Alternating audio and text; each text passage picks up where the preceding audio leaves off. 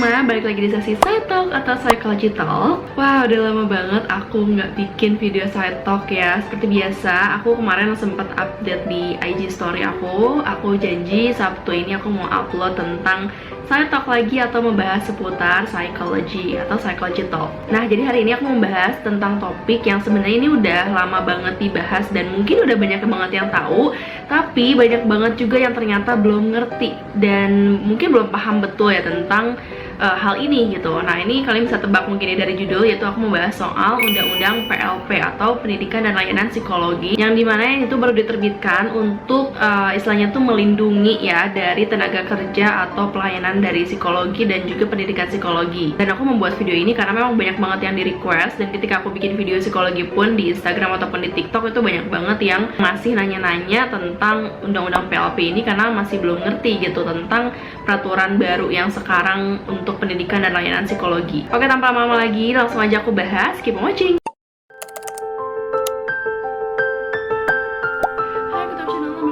Balik lagi di sesi Side Talk atau Psychology Talk. Nah, di sini aku sambil presentasiin ke kalian ya, biar kalian lebih enak juga sambil lihat layarnya. Nah, untuk informasi yang aku sampaikan di video ini itu adalah berdasarkan Undang-Undang PLP nomor 23 tahun 2022 dan AP2 TPI, yaitu Asosiasi Penyelenggara Pendidikan Tinggi Psikologi Indonesia. Jadi tentunya insya Allah data ini valid, tapi kalau misalkan memang ada yang terbaru di kemudian hari, kalian boleh aja komen di bawah ya, karena tentunya undang-undang ini bisa aja nanti berubah di kemudian hari. Jadi sebenarnya secara singkatnya, Undang-Undang PLP nomor 23 tahun 2022 ini adalah mengatur mengenai penyelenggara pendidikan psikologi, registrasi, izinnya juga, layanan psikologinya juga, terus kemudian hak dan kewajiban psikolog, serta kliennya, organisasi profesi, pembinaan, pengawasan, peran serta masyarakat, serta ketentuan sanksi administratif itu juga ada di undang-undang yang dimana di dalam UU PLP nomor 23 tahun 2022 ini. Jadi tentunya ini tuh akan melindungi ya tenaga psikolog ataupun juga sebagai kliennya atau juga sebagai yang melaksanakan pendidikan psikologinya gitu. Jadi sekarang sudah dilindungi nih, beda dengan yang sebelumnya ketika kita nggak punya undang-undang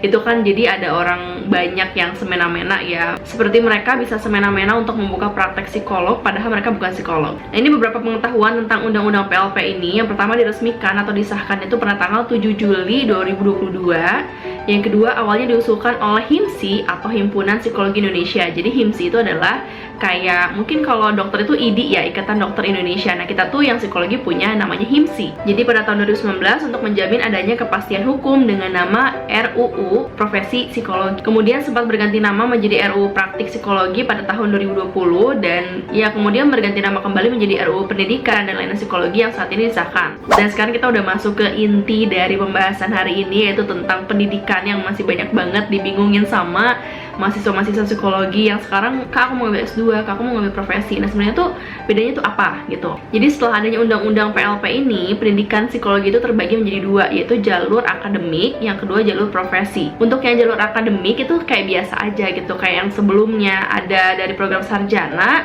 kemudian magister, kemudian doktor. Itu alurnya tuh sama seperti sebelumnya. Nah, tapi bedanya, tambahannya untuk yang sekarang itu ada program profesi. Jadi program profesi ini tuh ada 3 jalur juga. Ada yang dari profesi dulu, kemudian spesialis, kemudian subspesialis. Nah, ketika sebelum ada undang-undang PLP ini, ya dulu kan memang alurnya tuh dari sarjana, kemudian magister, kemudian ada doktor.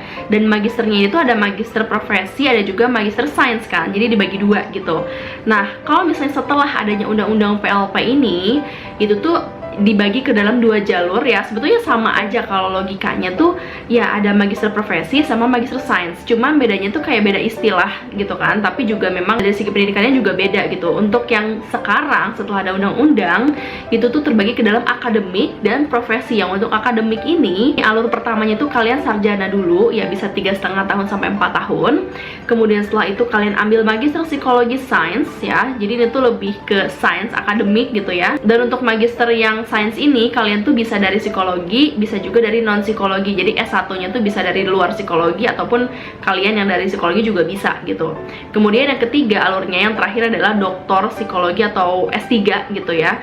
Jadi itu kalian bisa dari magister psikologi dan juga S1 yang non psikologi gitu. Nah, untuk alur kedua ini yang profesi yang pertama itu dari sarjana, kalian seperti biasa 3,5 tahun sampai 4 tahun. Kemudian kalian ambil program profesi yaitu psikolog umum ya. Jadi lulusannya itu setelah kalian ambil profesi selama 1,5 tahun sampai 2 tahun tergantung univnya, itu kalian menjadi lulusan psikolog umum. Kalau untuk zaman sekarang tuh mungkin mirip kayak kedokteran ya. Kalau kalian udah beres S1 terus ambil koas gitu, kalian bisa jadi dokter umum. Nah, sama sekarang psikolog pun mirip-mirip seperti itu. Jadi kalian setelah lulus profesi kalian bisa jadi psikolog umum. Untuk yang ambil profesi ini tuh harus banget S1-nya tuh dari psikologi, nggak bisa yang dari non psikologi, karena kan untuk yang profesi itu kan akan buka praktek sebagai psikolog. Jadi S1-nya tuh harus banget dari psikologi. Kemudian setelah kalian ambil profesi, kalian tuh akan ada yang namanya tuh psikolog spesialis. Jadi setelah lulus dari psikolog umum, kalian lanjut ambil spesialis. Dan untuk spesialisnya itu belum tahu ya akan ada spesialis apa aja karena belum diumumin lagi sama HIMSI. Kemudian setelah ambil spesialis, kalian bisa ambil subspesialis. Jadi lulusan dari psikologi spesialis. Nah, jadi ada 4 tahapan mungkin ya untuk yang profesi dan ada 3 tahapan untuk yang akademik gitu. Jadi biar gak bingung sebenarnya tuh alurnya tuh untuk yang profesi ya itu tuh mirip dengan kedokteran. Jadi setelah kalian jadi dokter umum, ambil spesialis, kemudian ambil subspesialis gitu. Dan untuk yang spesialis dan subspesialis ini sebenarnya nggak wajib gitu ya. Sama untuk yang psikolog umum juga itu nggak wajib juga sebenarnya. Jadi ketika kalian lulus S1, Kak, wajib gak sih ngambil profesi? Itu tuh nggak wajib sebetulnya untuk saat ini ya. Nggak tahu kalau misalnya di kemudian hari apakah wajib atau enggak. Kalau misalnya di kedokteran, setahu aku ya, correct me if I'm wrong, kayaknya sih wajib gitu ya. Karena untuk ngambil koas itu wajib gitu. Jadi ketika kalian lulus jadi dokter umum gitu. Tapi kalau untuk yang psikolog saat ini tuh untuk ambil profesi itu belum wajib gitu. Jadi ketika kalian lulus S1 itu nggak harus kok untuk ngambil profesi gitu. Nah, untuk yang lulusan magister profesi ini ya psikolog umum dengan peminatan tertentu, misalnya ini klinis, pio, itu tuh bukan spesialisasi. Jadi berbeda ya. Kalau kalian ambil yang program akademik dengan program profesi, lulusan profesi itu nanti jadi psikolog yang buka praktek. Kalau yang lulusan akademik itu biasanya tuh jadi dosen, kalian jadi ilmuwan psikologi, karena itu tuh fokusnya ke akademik gitu. Jadi untuk yang lulusan akademik berbeda dengan yang profesi. Jadi untuk yang sebelumnya pernah ngambil magister profesi gitu ya, sebelum adanya undang-undang ini, itu kalian bisa mengajukan penyetaraan atau rekognisi pembelajaran lampau sebagai psikolog spesialis. Wajib di univ yang punya prodi spesialis. Nah, sebenarnya untuk psikologi spesialis ini kan belum ada nih bidang-bidangnya, itu belum diumumin akan ada apa aja. Tapi dari undang-undang ini yang aku baca, yaitu bidang keilmuan yang sebagai dasar spesialis ini ada 3 sebetulnya. Ada pio, ada klinis, ada pendidikan. Jadi kemungkinan besar nanti psikologi spesialis itu akan ada 3 bidang ini gitu. Nah, sisanya dibahas setelah dibuka program profesi psikolog umum mungkin secara menyeluruh, karena kan sekarang belum merata ya buka program profesinya. Mungkin baru di 15 univ gitu. Jadi nanti ini akan sambil berjalan aja. Kalau misalnya sudah berjalan cukup lama, nanti akan ada lagi pengembangan-pengembangan dari ketentuan dari undang-undang PLP ini gitu. Oke, sampai sini apakah udah ngerti perbedaan pendidikan dan layanan psikologi dari sebelum undang-undang dan setelah adanya undang-undang? Kayaknya di sini sudah sedikit paham ya. Kalau misalnya kalian masih ada pertanyaan, boleh banget komen di bawah, atau kalian boleh tanya ke DM Instagram aku ataupun ke TikTok aku, itu boleh banget. Oke, kita lanjut sedikit membahas soal layanan psikologi itu apa sih sebenarnya. Jadi layanan psikologi ini adalah segala aktivitas pemberian jasa dan praktik psikologi yang memerlukan kompetensi sebagai psikolog dalam rangka tindakan promotif, preventif, kuratif, rehabilitatif, dan atau paliatif yang bertujuan untuk pengembangan potensi diri dan peningkatan kesejahteraan psikologis. Nah, kenapa aku bahas layanan psikologi ini? Karena nanti tuh wewenang-wewenang dari psikolog umum, psikolog spesialis, dan subspesialis itu berbeda. Nah, untuk wewenang dari psikolog umum dulu nih, yang pertama ya bayangin aja kayak dokter umum. Oh, dokter umum bisanya apa sih? Nah kalau psikolog umum itu bisanya tuh melakukan promotif, preventif, dan kuratif. Ini akan aku bahas definisinya di next slide. Nah, yang spesialis bisa promotif, preventif, kuratif, dan rehabilitatif. Kemudian yang terakhir, subspesialis bisa ngapain aja? Wewenangnya adalah untuk promotif, untuk preventif, kuratif, rehabilitatif, dan paliatif. Untuk yang promotif itu apa sih? Promotif itu adalah suatu kegiatan atau rangkaian kegiatan penyelenggaraan pelayanan psikologis untuk pengembangan optimalisasi potensi klien. Nah, untuk yang promotif ini tuh bisa aja seperti penyuluhan atau memberikan edukasi ya kepada masyarakat supaya untuk mengoptimalisasi dari potensi kliennya, misalnya dalam bentuk bikin konten gitu kan. Itu juga termasuk tindakan promotif ya, atau penyuluhan, atau juga seminar, talk show dan lain sebagainya. Kemudian tindakan preventif itu adalah suatu kegiatan atau rangkaian kegiatan untuk mencegah, mengurangi potensi terjadinya masalah psikologis sehingga tidak berkembang menjadi gangguan psikologis. Jadi untuk mencegah, preventif itu jadi untuk pencegahan. Kemudian yang ketiga kuratif, yaitu suatu kegiatan atau rangkaian kegiatan pemberian layanan psikologi untuk mengatasi masalah psikologis atau gangguan psikologis klien. Jadi kita balik lagi di slide berikutnya. Untuk wewenang psikolog umum ternyata sudah bisa melakukan mengatasi masalah psikologis. Nah, beda kan dengan yang lulusan S1 sebelumnya itu tidak bisa melakukan diagnosa, tidak bisa melakukan mengatasi gangguan psikologis klien.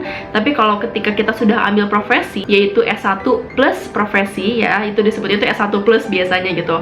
Nah, itu kita udah bisa melakukan namanya diagnosa dan juga mengatasi masalah psikologis klien. Nah, sampai sini paham ya? Kemudian untuk definisi rehabilitatif, kita bahas dulu yang rehabilitatif yang di bawah ya, yaitu suatu kegiatan atau rangkaian kegiatan pemberian layanan psikologi untuk mengatasi gangguan psikologis serta mengembalikan dan mempertahankan fungsi psikologis klien agar dapat beraktivitas dan berpartisipasi dalam aspek kehidupan sosial secara mandiri. Jadi intinya setelah diatasi, kemudian dikembalikan, kayak direhabilitasi, kemudian dipertahankan supaya tidak kembali lagi nih gangguan psikologisnya tuh, supaya nggak kambuh lagi. Nah, itu dilakukan tindakan rehabilitatif.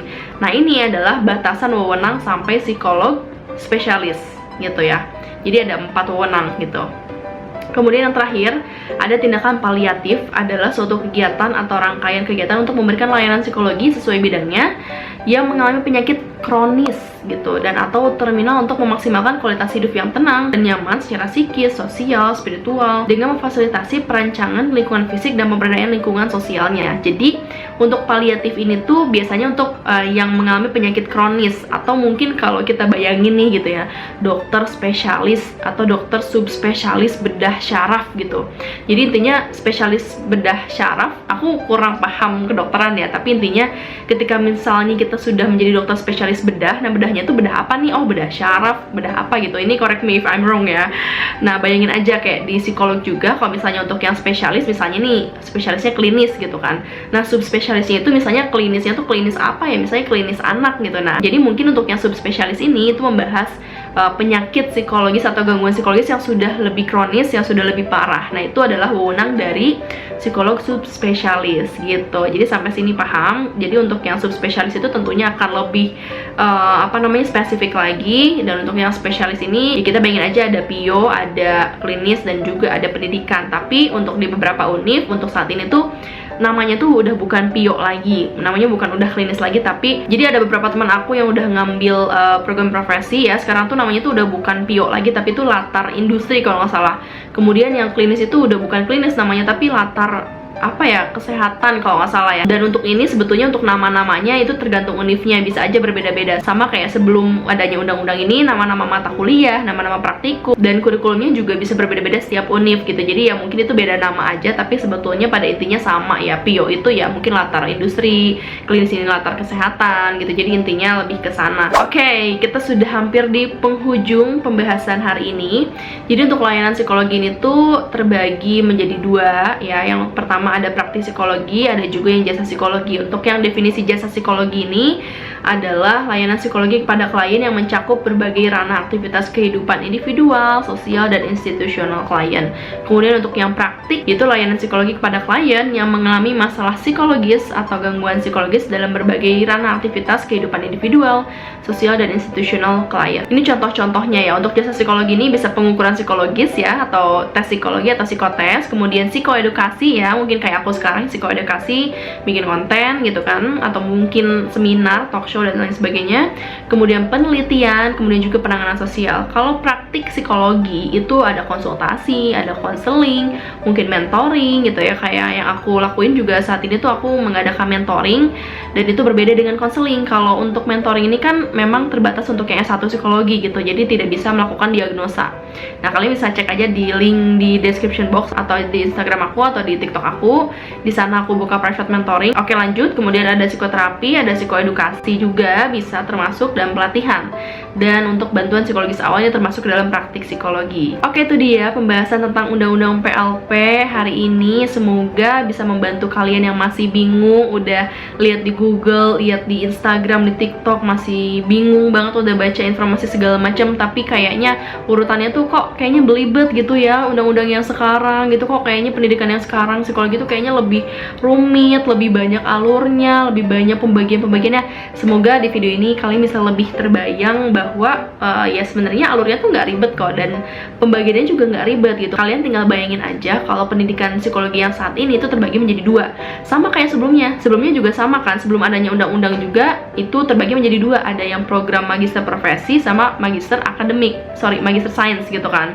Nah, untuk yang sekarang itu juga terbagi menjadi dua, yaitu program profesi dan program akademik. Nah, sama-sama aja, cuman untuk yang program profesi ini lebih di spesifikin lagi gitu. Nah, ada program spesialis dan ada subspesialis gitu. Jadi semoga ini bisa menjadi informasi yang bermanfaat buat kalian. Kalau ada pertanyaan boleh di komen di bawah aja atau ke Instagram aku dan TikTok aku di sini. Oke, thanks for watching. Sampai jumpa di video berikutnya. Bye.